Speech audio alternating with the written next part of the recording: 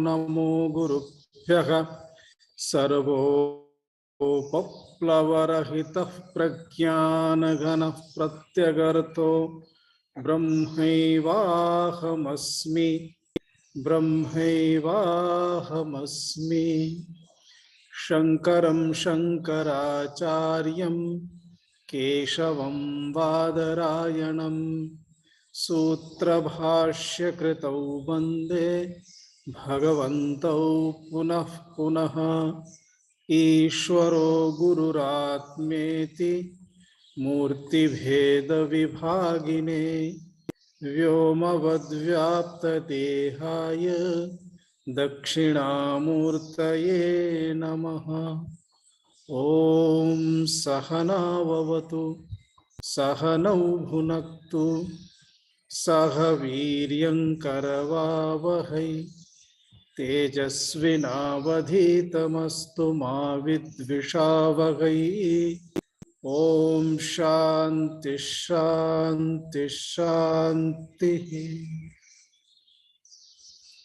संगः सत्सु विधीयतां भगवतो भक्तिर्दृढा धीयतां शान्त्यादिः परिचीयतां दृढतरं कर्माशु सन्त्यज्यताम् सद्विद्वानुपसृप्यतां प्रतिदिनं तत्पादुका सेव्यताम् ब्रह्मैकाक्षरमर्थ्यतां श्रुतिशिरो वाक्यं समाकर्ण्यताम् ब्रह्मैकाक्षरमर्थ्यतां श्रुतिशिरो वाक्यं समाकर्ण्यताम्।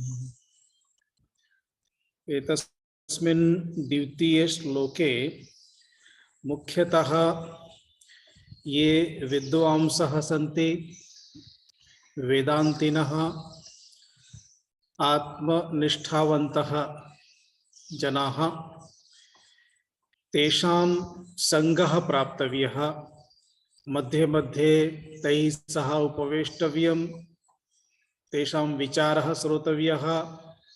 कुत्रचित् प्रवचनादिकं प्रचलति तत् प्रवचनं श्रोतव्यं।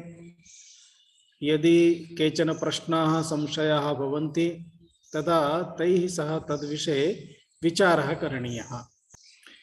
एवं चेत् ईश्वरस्य विषये शास्त्राणि यत् वदन्ति तस्मिन् स्पष्टा काचित् कल्पना उत्पद्यते अस्माकं मनसि। अतः सत्संगः इति एकः विषयः। पुनः सत्संगेन भगवद्भक्तिः प्राप्यते। भगवद्भक्तिः किञ्चिन्मात्रेण प्राप्ता, तस्मात् सत्संगः, सत्संगेन भगवद्भक्तिः इतोपि वर्धते। अतः भगवद्भक्तिः तदर्थम् अग्रिमसोपाने सूच्यते।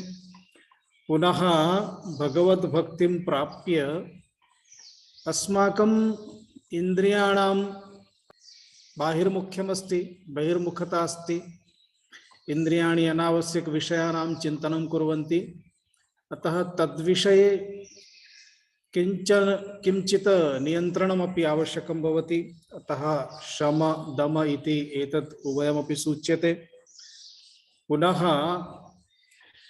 यदा विचारस्य काचित् परिपक्वता प्राप्यते तदा तदर्थम् अन्यानि सर्वाणि कार्याणि पार्श्वे संस्थाप्य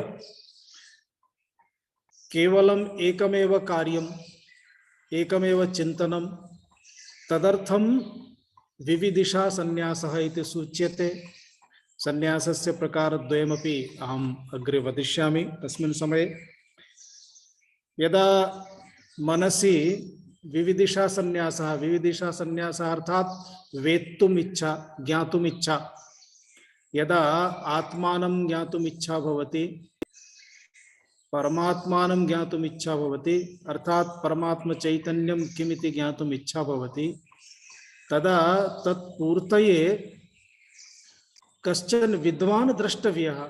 अतः तस्य समीपं गन्तव्यं।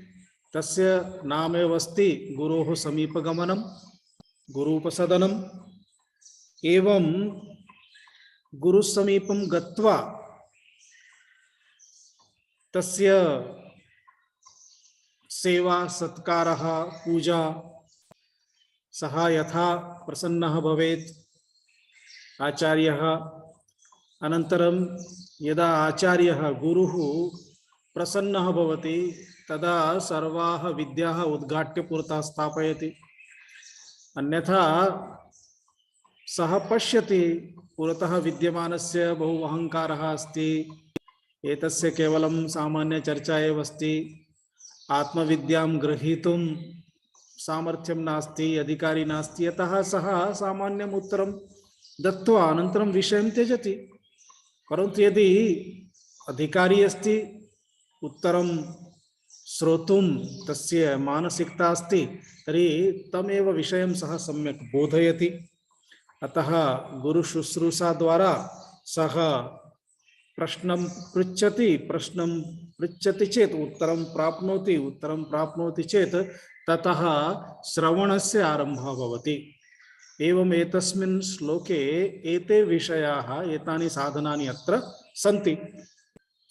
अत्र इदानीं यत् साधनं निरूप्यते द्वितीयम् अस्ति भगवतो भक्तिर्दृढाधीयताम्। भगवतः विषये अर्थात ईश्वर विषये अस्माकं भक्तिः दृढ़ा भवेत्।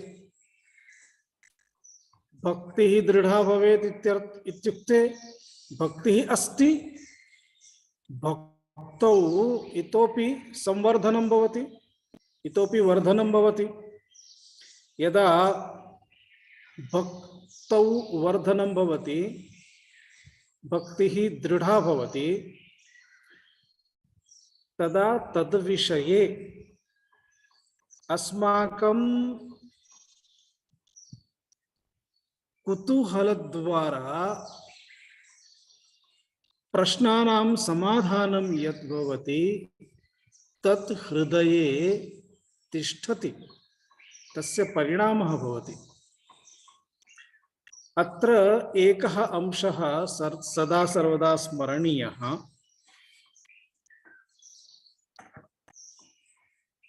आध्यात्मिक यात्रायाम् आत्मसाक्षात्कार मार्गे वयं स्मः। आत्मसाक्षात्कारः इत्युक्ते आत्मनः वास्तविक स्वरूपस्य ज्ञानम्। इदानीम् आत्मनः ज्ञानं नास्ति इति नास्ति, ज्ञानं तु अस्ति, परन्तु वास्तविक स्वरूपं वयम् आत्मनः न अवगच्छामः। इदानीं देहमधिकृत्य अथवा इंद्रियाणि अधिकृत्य अथवा मनः बुद्धिः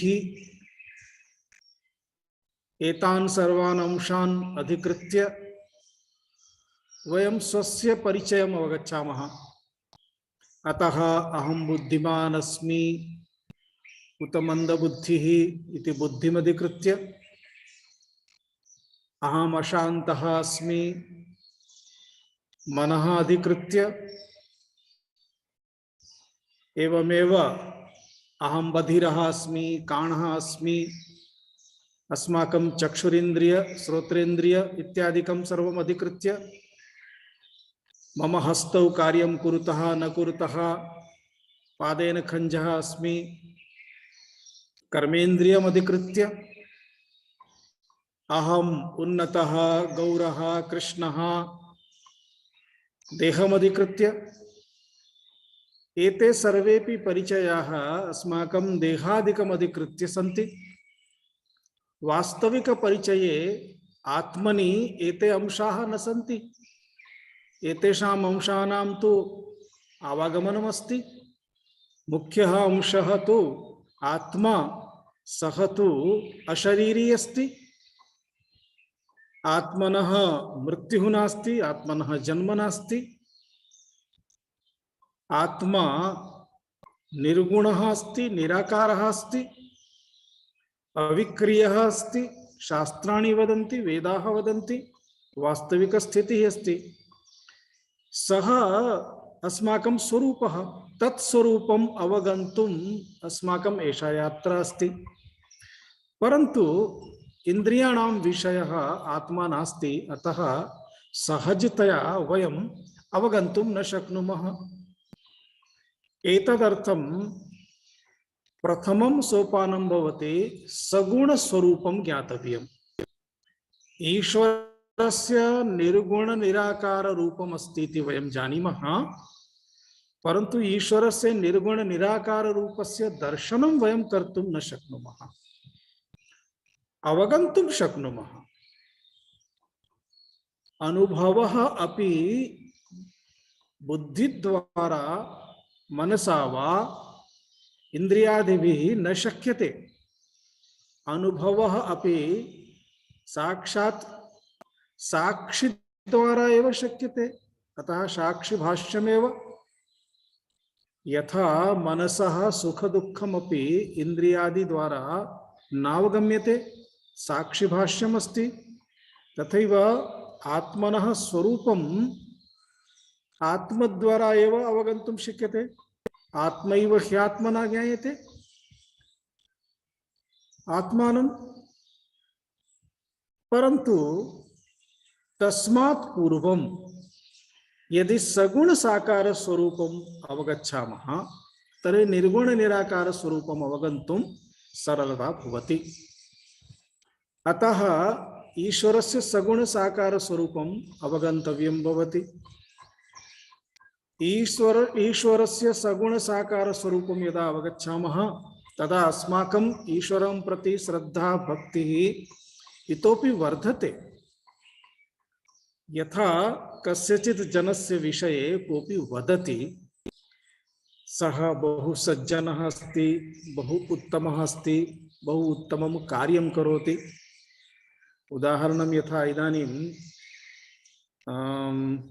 प्रकृतम् उदाहरणं पश्यामः। सामान्यं यथा नरेन्द्र मोदी अस्ति, तस्य विषये बहूनाम् अभिप्रायः बहु उत्तमः अस्ति, परन्तु यदा सः प्रत्यक्षं नरेन्द्र मोदी महोदयं सः पश्यति, उपविशति, वार्तालापं करोति, तदा तस्य तस्मिन् श्रद्धा इतोपि वर्धते। जनाः तद्विषये बहु किमपि उक्तवन्तः भवन्ति, कदाचित् प्रशंसावचनानि, कदाचित् निन्दावचनानि, परन्तु यदा प्रत्यक्षं तेन सह कोऽपि कार्यं करोति, तस्य भावनाः पश्यति, तदा इतोपि श्रद्धा वर्धते। तथैव ईश्वरविषये वयं सामान्यं किञ्चित् जानीमः, परन्तु इतोपि अधिकं यदा जानीमः तदा अस्माकं श्रद्धा इतोपि वर्धते। सा एव श्रद्धा भक्तिरूपेण परिणता भवति। सा एव भक्तिः अस्माकम् ईश्वर सामीप्यं प्रापयति अस्मान्। अतः ईश्वरस्य विषये यदा ईश्वरः एव ईश्वरः परमात्मा इति यदा वदामः तदा जीवात्मा परमात्मा इति रूपेण यदा पश्यामः तदा जीवात्मा अहं, परमात्मा ईश्वरः।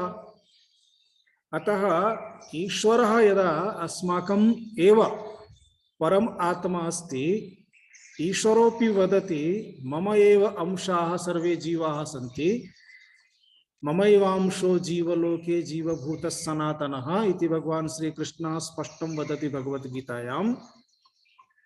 तथैव सर्वत्र अणुमात्रं यदि ईश्वरः एव अस्ति तर्हि ईश्वरं विहाय अन्यः नास्ति, तर्हि मयि ईश्वरं विहाय अन्यः कः आत्मा भवितुमर्हति। एवं तात्विकदृष्ट्यापि चिन्तयामः तदा स्पष्टतया एतद् अवगम्यते। अतः ईश्वरं यदा वयं शास्त्रद्वारा अवगच्छामः तदा ईश्वरद्वारा एव, ईश्वर अवगमनद्वारा एव ईश्वरस्य सर्वव्यापकताम् इत्यादिकम् अवगत्य अहम तस्मात् पृथक् नास्मि इति बोधः अपि भवति। एवं आत्मा अनात्मा इत्यनयोः विवेकः यदा जायते तदा अस्माकं स्पष्टतया साक्षात्कारं प्रति अस्माकं गतिः भवति। अग्रे वयं वर्धनं कुर्मः। अतः अत्र एकं प्रथमं वाक्यं यत् स्थापितमस्ति बहु महत्त्वपूर्णमस्ति। कठोपनिषदः मन्त्रः अस्ति, नायमात्मा प्रवचनेन लभ्यो न मेधया न बहुना श्रुतेन यमे वैष वृणुते तेन लभ्यस्तस्यैष आत्मा विवृणुते तनुं स्वाम्। अयमात्मा प्रवचनेन न लभ्यः, अर्थात बहुभाषणं शृणोति अथवा बहुभाषणं करोति आत्मनः विषये, तेन भाषणमात्रेण, भाषणश्रवणमात्रेण अथवा भाषणेन केवलम् आत्मनः स्वरूपम् अवगन्तुं न शक्यते। आत्मनः स्वरूपम् अवगन्तुम् अंतःकरणस्य शुद्धिः आवश्यकी भवति। यदि भाषणम् अस्माकं कामना प्रेरितमस्ति, यशप्राप्तये अस्ति, लोकेशना अस्ति, तदा हृदये शुद्धिः नास्ति। यदि हृदये शुद्धिः नास्ति तर्हि भाषणं वयं सम्यक् कर्तुं शक्नुमः, तत्र सन्देहः नास्ति। परम् आत्मनः स्वरूपस्य प्रकटनं तत्र न भवति। यतः आत्मस्वरूपं तदा एव प्रकटितं भवति यदा तस्य उपरि एकमपि आवरणं न भवति। सर्वाणि आवरणानि यदा निर्गच्छन्ति तदा एव स्वरूपस्य प्रकटनं भवति। अतः अयमात्मा प्रवचनेन न लभ्यः इति यमराजः नचिकेतसः पुरतः वदति। न मेधया,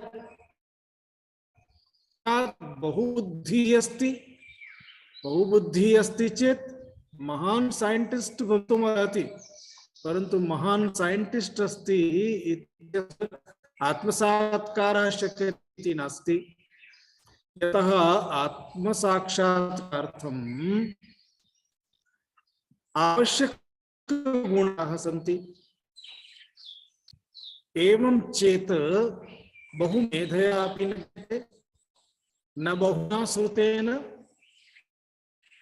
अपि, तर्हि कथं लभ्यते? एष आत्मा यं वृत्ते, आत्मा यस्य वर्णनं करोति।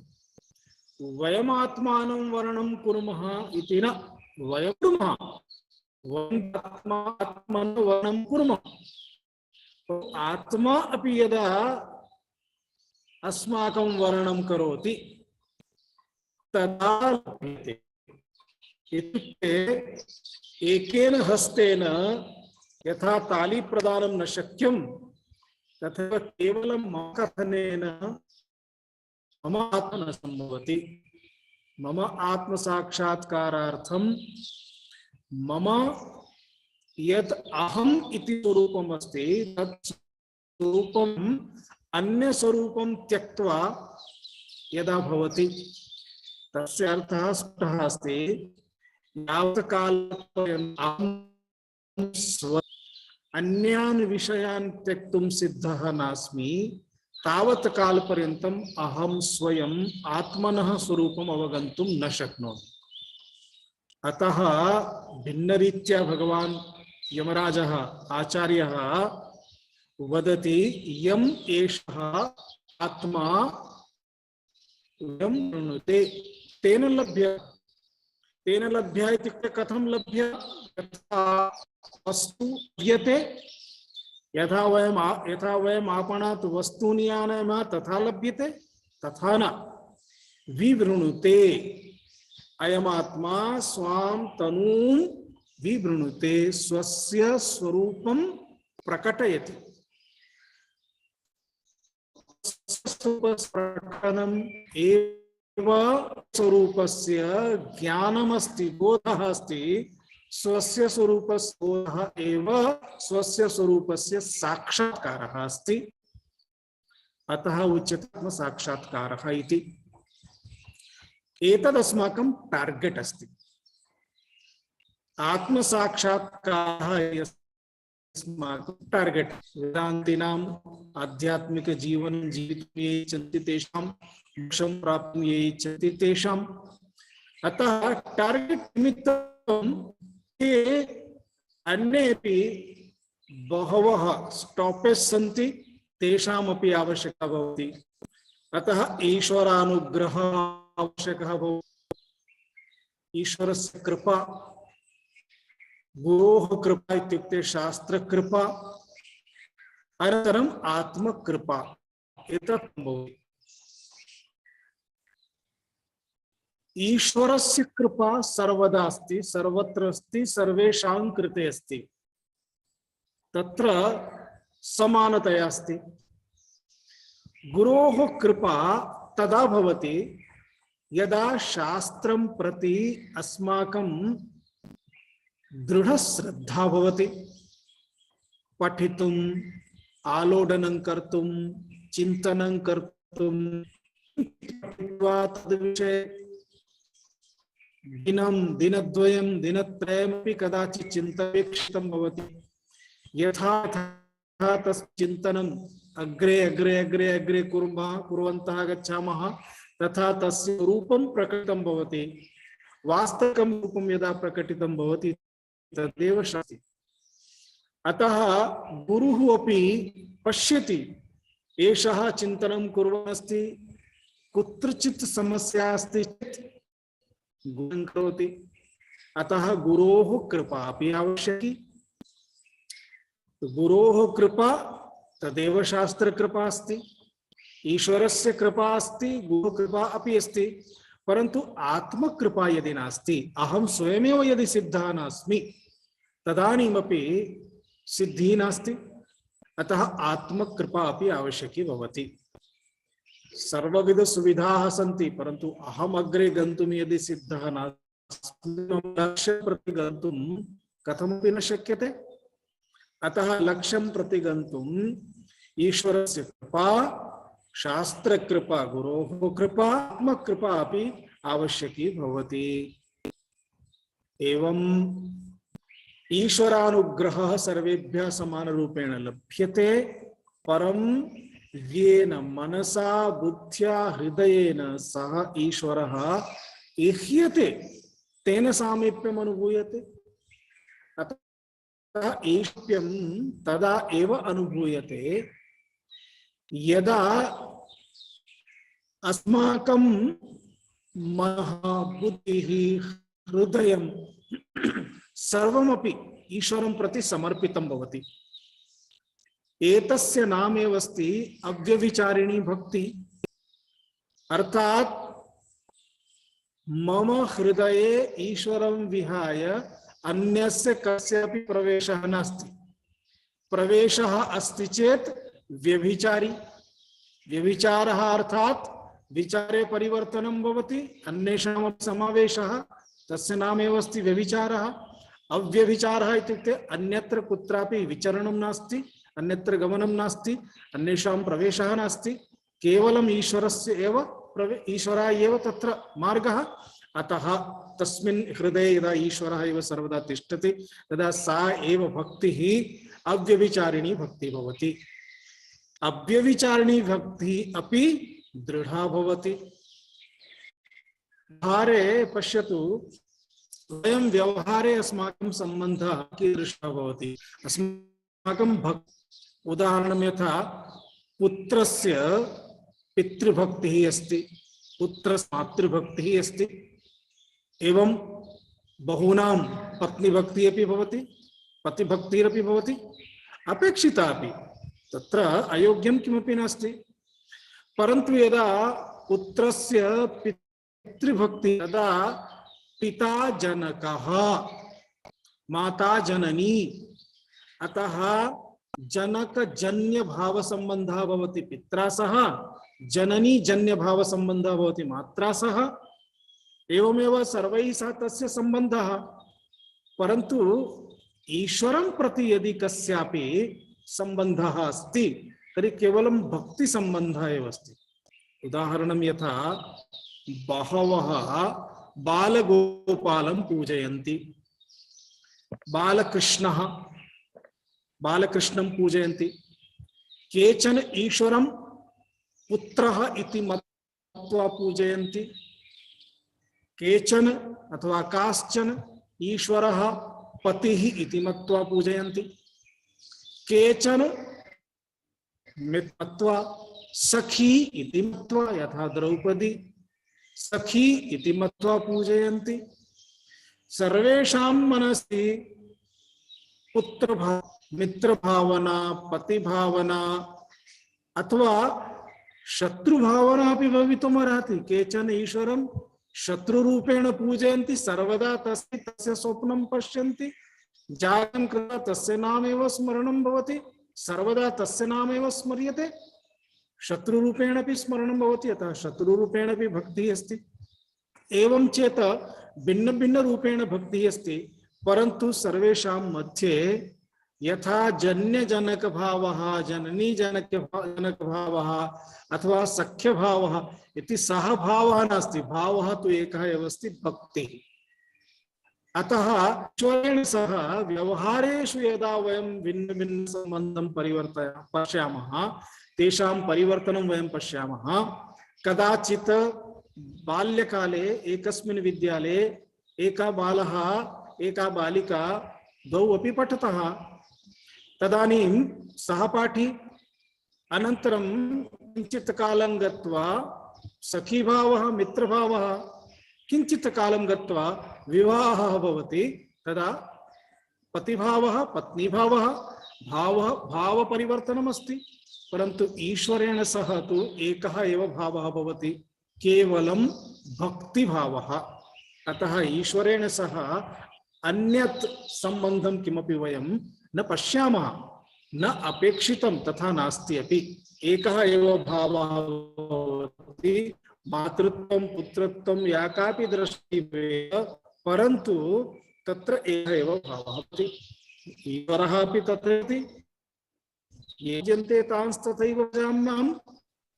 अर्थात् किमर्थं कश्चन पुत्रभावः, कश्चन पतिभावः, मम एकमेव कार्यं, कोऽपि पत्नी वदतु, कोऽपि पुत्रः वदतु, अतः सर्वेषां कृते अहं पुत्रः, पत्नी, पति इति भवामि। ईश्वरः तथा न चिन्तयति।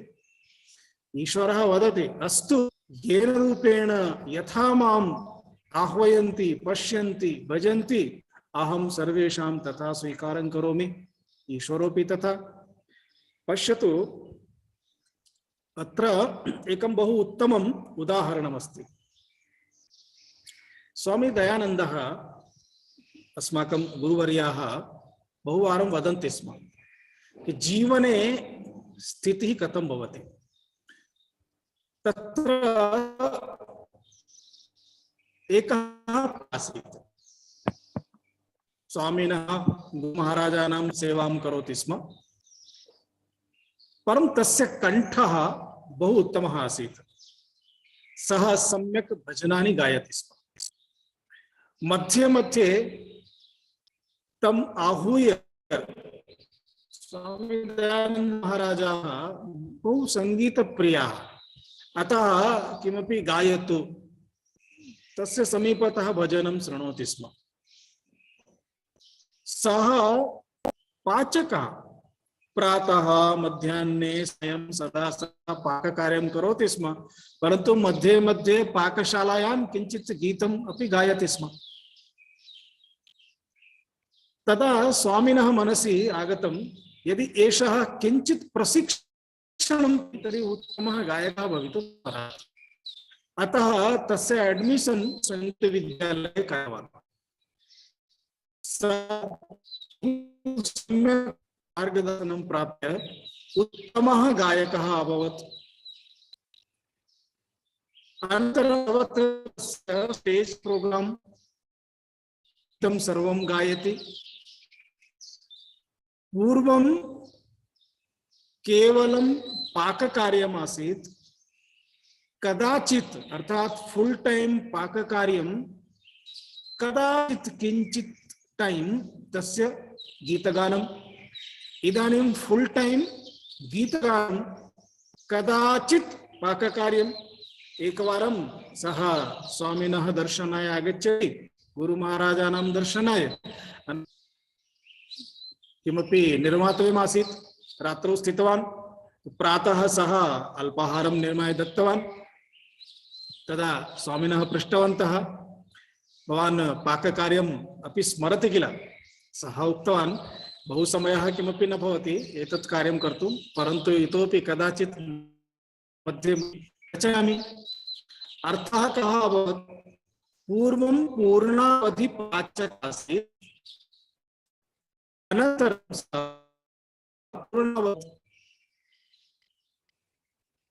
पूर्णावधि पाचकः आसीत् अल्पावधि गायकः परिवर्तनं प्राप्य पूर्णावधि गायकः अभवत् अल्पावधि पाचकः अस्माकं जीवने एतत् द्रष्टव्यम् एतद् आवश्यकं भवति अर्थात् प्रासंगिक भक्तित्वात् पूर्णावधि भक्तित्वम् यथा तस्य पाचकस्य पूर्णावधि पाचकत्वम् आसीत् प्रासंगिक संगीतत्वम् आसीत् तस्मात् सः पूर्णावधि संगीतत्वं प्राप्तवान् प्रासंगिक पाचकत्वम् एवं अस्माकं जीवने पूर्णावधि व्यवहारकत्वम् इदानीम् अस्ति प्रायः 24 घण्टासु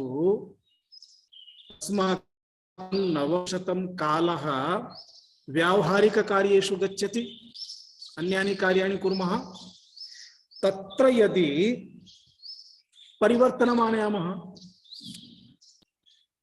99% व्यावहारिक कार्यं यदस्ति तत् त्यक्त्वा यदि वयं 99% अस्माकं ईश्वरचिन्तनम् आत्मचिन्तनम् आध्यात्मिक कार्यम् आनयामः तर्हि अस्माकं जीवनं परिवर्तितं भवति पूर्णावधि व्यवहारकत्वात् प्रासंगिक व्यवहारकत्वं यदस्ति तत्र परिवर्तनं कुर्मः पूर्णावधि व्यवहारस्य स्थाने पूर्णावधि भक्तित्वम् आनयामः अनन्तरं व्यवहारं प्रासंगिकं कर्तुं शक्नुमः एवं यदि कृतं तर्हि अस्माकं जीवने अस्माकम् एषा भक्तिः दृढत्वं प्राप्नोति अन्यदपि रमण महर्षिः अन्य आचार्याः अपि वदन्ति भक्तिः अपि त्रिधा अस्ति एकं तु काया शरीरेण कायया द्वितीयं वाचा तृतीयं मनसा कायया किमस्ति जपः पूजनमस्ति पूजादि कार्यं कायया अस्ति जपकार्यं वाचा अस्ति वागेन्द्रिय उपयोगः अस्ति चिन्तनकार्यं मनसा अस्ति अतः उत्तरोत्तरं शरीरद्वारा यानि कर्माणि सन्ति तानि कर्माणि यदि मनसा वाचा परिवर्त्यन्ते तदानीम् उत्तमतां प्राप्नुवन्ति शरीरापेक्षया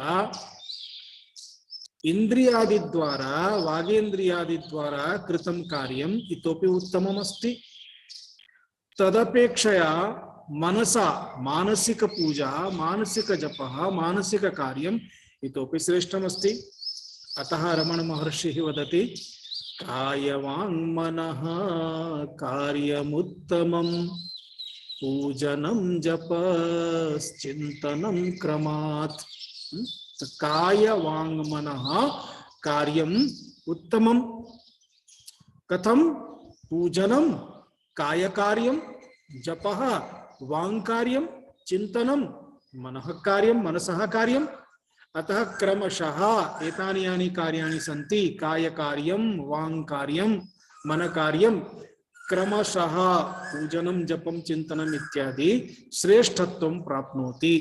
अतः शनैः शनैः अस्माभिः अस्माकं भक्ति कार्ये मानसिक भक्तिः वर्धनीया, मनसा कार्यं वर्धनीयं। यतः मनः प्रधानमस्ति। एवं पश्यामः चेत् मानसिक पूजा बहु सरला अस्ति। कुत्रापि पुष्पाणि आनेतुं गन्तव्यं नास्ति। नेत्रे निमील्य कल्पनां करोतु, कमलपुष्पार्पणं करोमि, पाटलपुष्पम् अर्पयामि। विश्वस्य यानि उत्तमानि पुष्पाणि सन्ति, तस्य समयः अस्ति नास्ति, सीजन् अस्ति नास्ति, अर्पयितुं शक्यते, वयम् अर्पयामः। श्रेष्ठतम पुनः तद् श्रेष्ठम् इत्यपि उच्यते। एवं एतेन क्रमेण निरन्तरम् ईश्वरं प्रति अस्माकं श्रद्धा वर्धनं भवेत्, अस्माकं भक्तिवर्धनं भवेत्। एतत् सर्वं सम्भवति गुरोः सानिध्यं प्राप्य। अतः सद्विद्वान् उपसृप्यतां यदा, सत्सङ्गः सत्सु विधीयतां यदा उक्तं, सज्जनानां यदा संगः भवति, भक्ति मार्गे आध्यात्मिक मार्गे ये सन्ति तेषां यदा संगः भवति, तेषां यदा मैत्री भवति, तदा तत्पठितुं प्राप्यते। यदि कश्चन मद्यपः अस्ति, मद्यपस्य मैत्री भवति, तर्हि सः मद्यं पातुं प्रेरयति। यदि कश्चन धूम्रपानं करोति, धूम्रपः अस्ति, तर्हि सः अस्माकं पुरतः धूम्र शलाकां स्थापयति, धूम्रं स्थापयति, तत् पातुं प्रेरयति। यस्य मनसि, यस्य शरीरेण, यस्य इन्द्रियाणां द्वारा यादृशं कार्यम् अस्ति, तदेव सः तत् कर्तुं प्रेरयति। अतः संगस्य प्रभावः एषः। ईश्वर यः यस्य संगं कुर्मः, सः आध्यात्मिक मार्गे अस्ति चेत् अस्माकम् आध्यात्मिक मार्गं प्रति उन्नतिः शीघ्रं भवति। एषा उन्नतिः एवं प्रकारेण भवति, सः एव अस्मान् बोधयितुं शक्नोति। कायद्वारा भक्तिः, इन्द्रियादिद्वारा भक्तिः अथवा मानसिक भक्तिः कथं क्रमेण प्राप्तव्यं सर्वं सः बोधयितुं शक्नोति, तत् प्राप्यते। ईश्वरं प्रति सततं यदा अस्माकं सभानता भवति, तदा अस्माकं भक्तिः दृढा इति वक्तुं शक्यते। अस्तु, ईश्वरः कः इति प्रश्नः चेत्, ऐश्वर्यस्य समग्रस्य वीर्यस्य यशस्श्रियः ज्ञानस्य च वैराग्यस्य षण्णां भग इतीरणा। तो भग यस्य समीपे अस्ति सः भगवान्। यस्य समीपे भग इत्युक्ते सम्पत्तिः। यथा धनमस्ति, ज्ञानमस्ति, ज्ञानवान्, विद्या अस्ति, विद्यावान्, तथैव भगः अर्थात संपत्तिः अस्ति, सः भगवान्। परन्तु संपत्तिः इत्युक्ते का?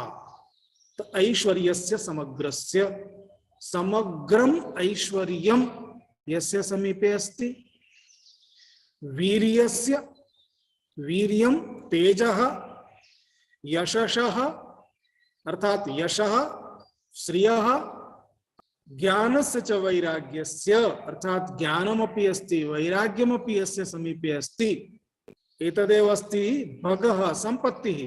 एतत् षट् यस्य समीपे अस्ति, एतत् षट् केवलम् ईश्वरस्य समीपे भवितुम् अर्हति।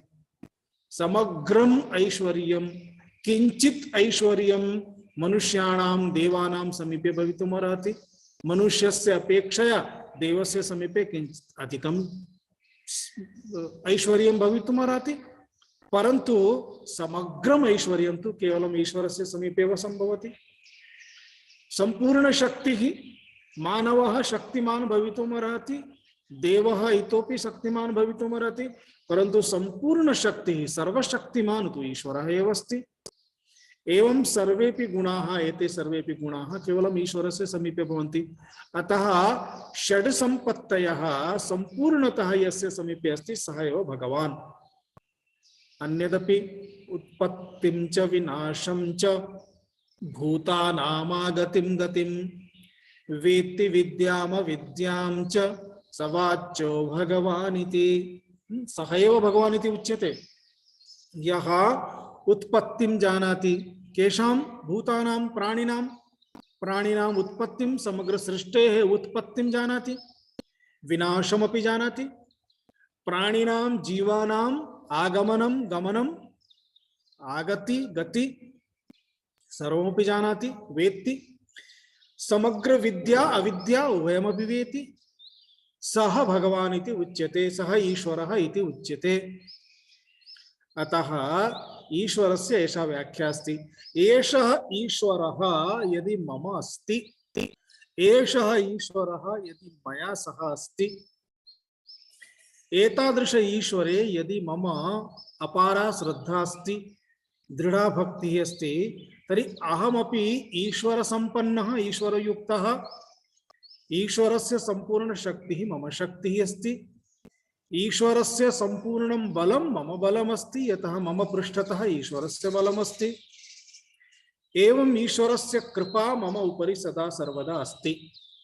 यदा ईश्वरस्य कृपा सदा सर्वदा अस्ति, तदा ईश्वरः सदा सर्वदा हस्तं गृहीत्वा एव तिष्ठति। बहु उत्तमः एकः उत्तमं वर्णनमस्ति। रामकृष्ण परमहंसः वदति स्म, यथा एकः लघुबालः यदा भ्रमणार्थं गच्छति, तदा पिता अथवा ज्येष्ठः अग्रजः तेन सह गच्छति, माता वा। पिता एवं अंगुलिं दर्शयति, पुत्रः बालः अंगुलिं गृह्णाति, अनन्तरम् अंगुलिं गृहीत्वा गच्छति। यदा मार्गे कश्चन गर्तः आगच्छति, तदा बालकस्य हस्तः अंगुलितः निर्गच्छति। बालकः गर्ते पतितुं गच्छति, कदाचित् पतति अपि। रामकृष्ण जी वदति, एतस्य स्थाने किंचित् विपरीतं चिन्तयतु। यदि बालकस्य अंगुलिं ईश्वरः गृह्णाति, पूर्वं किम् आसीत्? ईश्वरस्य अंगुलिः बालेन गृहीता। इदानीं बालकस्य अंगुलिः ईश्वरेण गृहीता। ईश्वरः यदि बालकस्य अंगुलिं गृह्णाति, मार्गे यदि गर्तः आगच्छति, बालकः कथमपि न पतति, पतितुं न शक्नोति, यतः बालकस्य हस्तः कदाचित् मुक्तः भवति, परम् ईश्वरस्य हस्तः मुक्तः न भवति। ईश्वरः तं गृह्णाति, गृहीत्वा एव स्थापयति। एवं यदि अस्माकं स्थितिः अस्ति, ईश्वरः यदि अस्मान् गृहीत्वा तिष्ठति, तदा अस्माकं कदापि दुरवस्थितिः न भवति।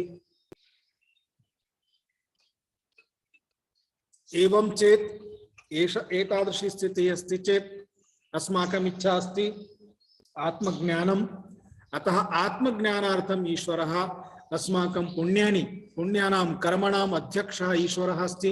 अस्माकं पुण्यकर्माणि, तादृशपुण्यकर्माणि एतस्मिन् मार्गे सः योजयति, ईश्वरस्य साहाय्यं प्राप्यते।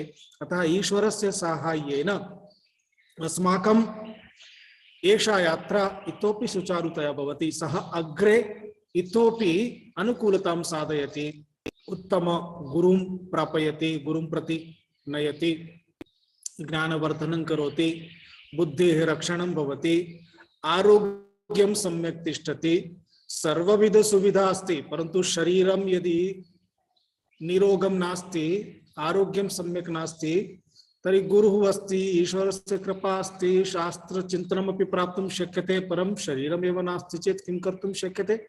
अतः ईश्वरः सर्वं तत्र स्थापयित्वा ददाति।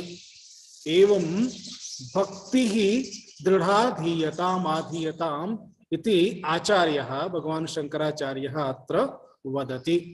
एतदनन्तरम् अन्यः विषयः आगच्छति, शान्त्यादिः परिचीयताम्।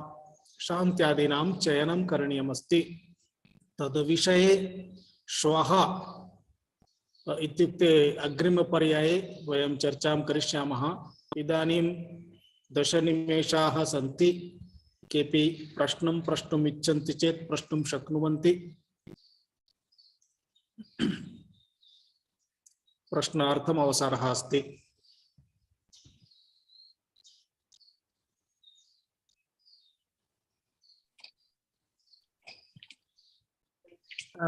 नमस्ते। नमस्ते। आत्मकृपा इति यदुच्यते भवद्भिः, तद् मुमुक्षत्वम् इति वक्तुं शक्यते वा? न, मुमुक्षुत्वं तु किम् अस्ति? साधनं।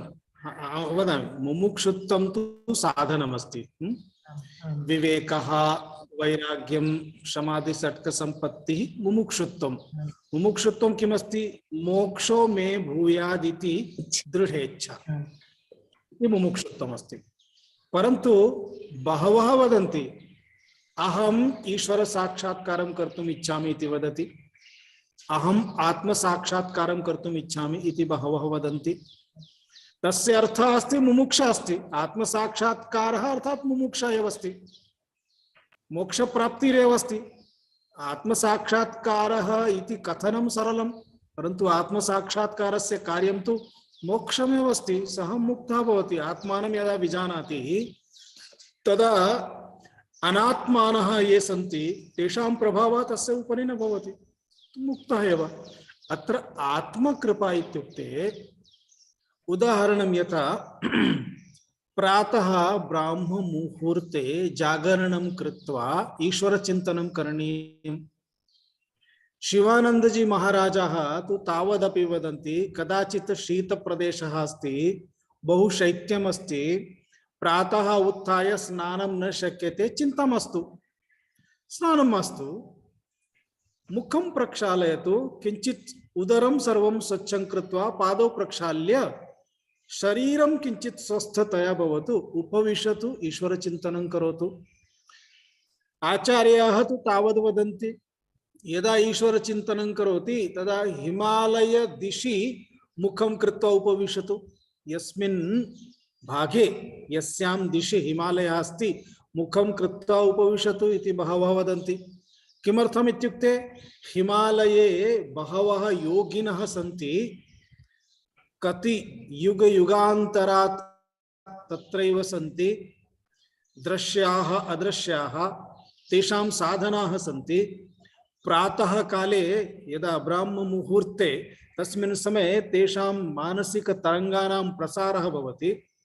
तत्र यदि ब्राह्म मुहूर्ते उपविश्य कोऽपि ब्रह्मात्म चिन्तनं करोति, ध्यानं करोति, तेषां तत्तरङ्ग प्राप्तिः भवति। अतः ब्राह्म मुहूर्त कालः उत्तमः। पुनः ब्राह्म मुहूर्त कालः इतोपि बहूनि कारणानि सन्ति। यथा ब्राह्म मुहूर्त कालः तथैव अन्यदपि चिन्तनीयम्। इदानीम् उदाहरणम् आत्मकृपा विषये वदामि। इदानीं ब्राह्म मुहूर्त काले निद्रापि सम्यक् आगच्छति, प्रातः सम्यक् निद्रापि आगच्छति, तदपि सुखम् अस्ति, महत् सुखम् अस्ति, प्रत्यक्ष सुखम् अस्ति, अनुभूयते। अतः निद्रां त्यक्तुम् इच्छा न भवति। निद्रां न त्यजति इत्युक्ते हानिरेव अस्ति। ब्राह्म मुहूर्ते निद्रां त्यक्त्वा उपविशति चेत् लाभः अस्ति, परन्तु सुख प्राप्ति दृष्ट्या सः न उत्तिष्ठति चेत् हानिः अस्ति। अतः तस्य उपरि आत्मनः कृपा न अभवत्। आत्मनः कृपा यदा भवति नैव एतादृशं सुखं नापेक्षितं, महत् सुखं, सुखसागरम् अपेक्षितम् अस्ति, आत्मसाक्षात्कारः प्राप्तव्यः अस्ति। ब्राह्म मुहूर्त्याम् उत्थाय केवलं चिन्तनं करिष्यामि इति अस्ति आत्मकृपा। अर्थात स्वस्य महती इच्छा तदर्थम। एवं मार्गे सदा सर्वदा, उदाहरणं यथा कदाचित् कश्चन गुरुः भगवद्गीता उपदेशं करोति, उपदेशस्य कालः निश्चितः अस्ति, तस्मिन् काले गृहे अतिथयः आगच्छन्ति। इदानीं किं करणीयम्? अतिथि सेवार्थं तत्र उपविशामश्चेत् प्रवचनं गच्छति, प्रवचनं गच्छामः चेत् अतिथि सेवा अपि गच्छति। अतः अत्र आत्मकृता कृपा कथं भवेत्?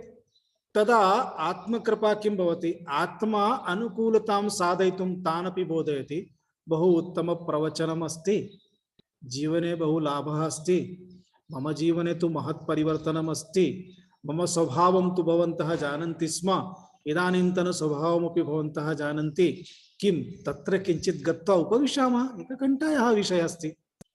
कदाचित् ते वदन्ति अस्तु अस्तु उपविशामः, अथवा अनन्तरं मिलामः इति कृत्वा गच्छन्ति। भवतु उभयमपि आत्मकृपा अस्ति। अन्यथा सः एव आत्मा वदति, अरे रे ते आगतवन्तः, एतान् त्यक्त्वा गच्छामः चेत् एतेषां मनसि दुःखं भविष्यति, एतदस्ति तदस्ति। पुनः सा कृपा आत्मकृपा नास्ति। तो या कापि परिस्थितिः भवतु, सर्वस्यामपि परिस्थितौ अस्माकं मनः योग्यमार्गं यदा न त्यजति तदा मनसः कृपा आत्मकृपा इति उच्यते। अतः इति भेदः अस्ति। अहं स्वयमपि तस्मिन् मार्गे भवामि, तत्र किमपि अल्टर्नेट् न स्वीकरोमि। कान्फ्लिक्ट् विना इति तत्र। अस्तु अस्तु, सत्यम्, अवगतं, धन्यवादः।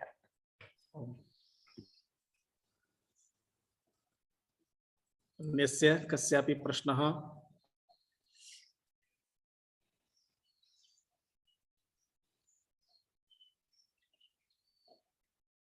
कदाचित् गमनसमये सर्वे अपि यदि एकवारं मुखं दर्शयन्ति चेत् मम परिचयः भवति।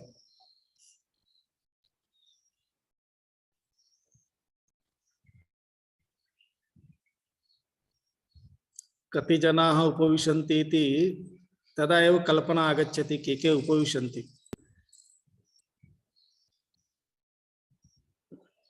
अनन्तरं मुखं दृष्ट्वा समाधानमपि प्राप्यते, तत् सम्यक् श्रुतवन्तः वा इति। संस्कृतेन अस्ति इति कारणात् कदाचित् सर्वेषां कृते अवगन्तुं बहु सारल्यं न स्यात् इति भवितुमर्हति। अतः यदि कस्यचित् तथा कस्मिन् विषये न अवगतम् इति अस्ति चेत् प्रष्टुं शक्नोति यदा कदापि, अथवा तस्मिन् काले अपि मुखं दर्शयित्वा मया नावगतम् इति पृच्छति चेत् अहं वक्तुं शक्नोमि, मम विक्षेपः न भवति। अतः मनसि तथा न चिन्तयन्तु, मम विक्षेपः भविष्यति। विषयः बहु गभीरः अस्ति, परन्तु विषयः अस्माकं स्वस्य अस्ति, अतः स्वस्य विचारः करणीयः अस्ति। तदर्थम् एकैकः अंशः यथा अवगच्छेत्। मम तु इच्छा अस्ति, यदि भवन्तः अनुवर्तनं करिष्यन्ति तर्हि कदाचित् एषः विषयः बहु मुख्यविषयः किञ्चित् विस्तरशः स्वीकृतवान्। इतः परं तु एकस्यां कक्षायां बिन्दुद्वयं बिन्दुत्रयं भवति, अतः अधिकाधिकं 7-8 कक्षासु सर्वं समाप्तं भविष्यति। अग्रे यदि भवतां सर्वेषाम् इच्छा भवति तर्हि वयम् उपनिषदध्ययनम् अथवा किञ्चित् अन्यदध्ययनमपि गहनाध्ययनं कर्तुं शक्नुमः। अहं समयं कल्पयिष्यामि, समयं दास्यामि। पश्यतु, एतत् वर्गः इदानीं 10 पर्यन्तम् अभवत् किल? तत् सर्वेषां पूर्वतनवर्गाणां लिङ्क् प्राप्तुम् इच्छन्ति चेत् भवन्तः अत्र भवताम् ईमेल् अड्रेस् स्थापयन्तु। पूर्वतन सर्ववर्गाणामपि लिङ्क् वयं प्रेषयामः।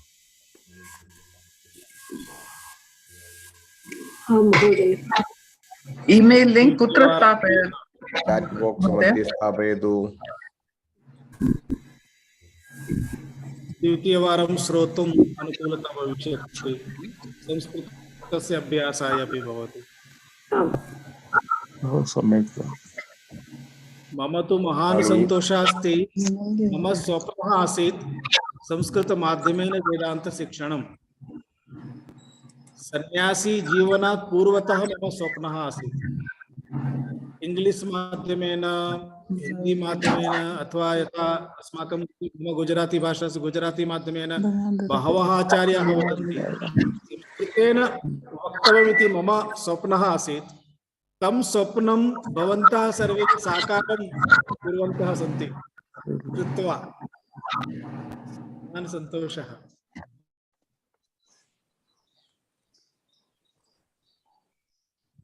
स्वामिन् पूर्वं मम नाम भोगः, वस्तुतः अटलाण्टा नगरतः अस्मि। सद्यः भारते मम पुत्र्याः विवाहार्थम् आगतवान् अस्मि। तत्र भवान् यदा उक्तवान् एकस्मिन् श्लोके पूर्वं आत्मा स्वयं वृणोति इति, तर्हि अस्माकं हस्ते किमपि नास्ति इति वा? अस्माकं न तथा आत्मा इत्युक्ते आत्मा सत्यं न स्वं वृणोति। वदामि। तत्र नायमात्मा प्रवचनेन लभ्यः, न मेधया न बहुना श्रुतेन, यमे वैष वृणुते तेन लभ्यस्। अर्थात अयम आत्मा इति एकः अहम इति भिन्नः इति नास्ति। आत्मा अयम आत्मा एव अहमस्मि। यदा अहम वदामि तदा अहम इत्युक्ते देहः इंद्रियाणि इति नाहं देहः, नाहं इंद्रियाणि, नाहं मनः, नाहं बुद्धिः। यथा बहुषु सर्वत्र उच्यते खलु, अहम इंद्रियाणि नास्मि, अहम देहः नास्मि, अहम मनः नास्मि, अहम बुद्धिः नास्मि। ततः परे यः अस्ति सः एव अहमस्मि, सः एव आत्मा अस्ति, सः एव अहमस्मि। अर्थात अयम आत्मा यस्य वर्णनं करोति इत्युक्ते आत्मकृपा अस्ति खलु, सा आत्मकृपा यस्य अस्ति सः अहमस्मि। मम एव कृपा आत्मकृपा अस्ति। अहम मां प्रति यदि जागरूकः अस्मि, प्रमत्तः नास्मि, तर्हि अहम आत्मनः वर्णनं करोमि। यदि अहम स्वप्रति जागरूकः नास्मि, सावधानः नास्मि, तर्हि अहम स्वप्रति अन्यायं करोमि, अत्याचारं करोमि। अतः अहम स्वात्मानं त्यक्त्वा अन्यं पश्यामि चेत् आत्मनः वर्णं नास्ति, अन्यस्य वर्णमस्ति। अतः अन्यस्य स्वीकारः मास्तु, स्वस्य स्वीकारः। यदा अहं स्वस्य कृते स्वस्य स्वीकारं करोमि तदा एव अस्ति आत्मकृपा। अतः एषः आत्मा यदा वर्णं करोति इत्युक्ते अन्यान् सर्वान् त्यक्त्वा केवलं स्वस्य वर्णं करोति, स्वयमेव अहमेव इति चिन्तयति, तदा एव सः एतत् प्राप्तुं शक्नोति इत्यर्थः। अदरवाइज नास्ति। एतस्मिन् अन्य विषयाणां चिन्तनं करोति चेत् आत्मानं त्यक्त्वा एव अन्य विषयाणां चिन्तनं भवति। किञ्चित् गूढः अर्थः अस्ति।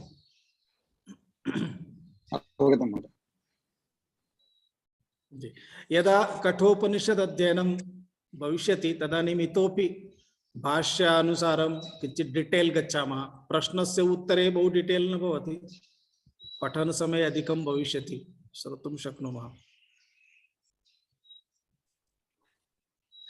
अन्यत् किमपि अस्ति केनापि प्रष्टव्यम्?